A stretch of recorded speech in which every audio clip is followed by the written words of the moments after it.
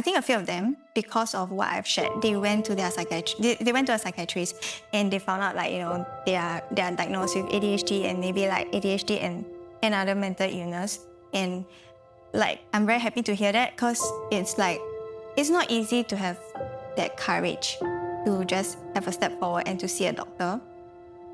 And what pushes me is knowing that if I am courageous enough to stand up for myself and for the people who are like us, then other people will have the courage to stand up for themselves.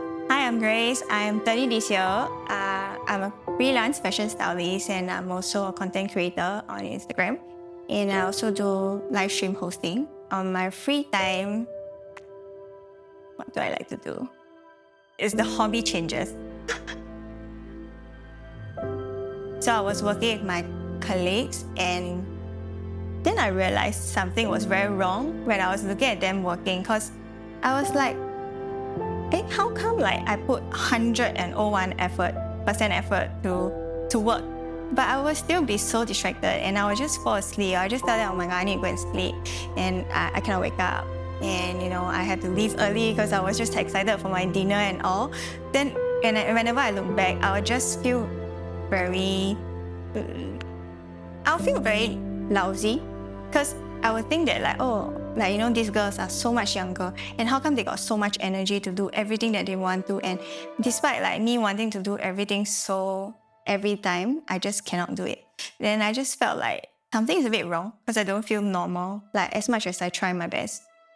After the session, he just prescribed me with like Ritalin, and he's like, okay, go back and try for the first 2 weeks and then you'll come back again, then let's see how it works.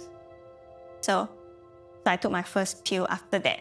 It's so hard to describe, but it was like a mind-blowing thing, like a mind-blowing experience, because I remember vividly that I took the pill and then I went to a market with my aunt.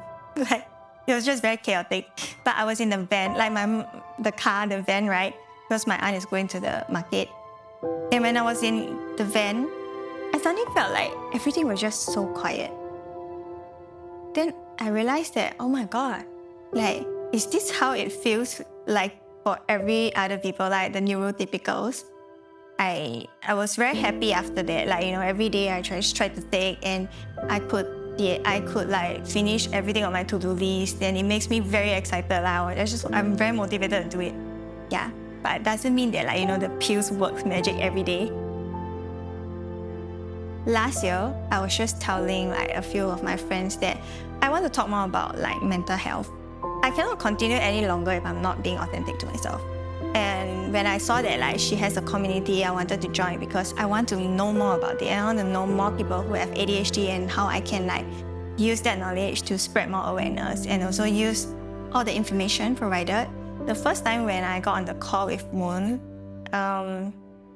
it was very overwhelming for me because I was secretly crying. Yeah, and then I cried a lot after I ended the call because I finally feel there's actually people who are like us, and I finally feel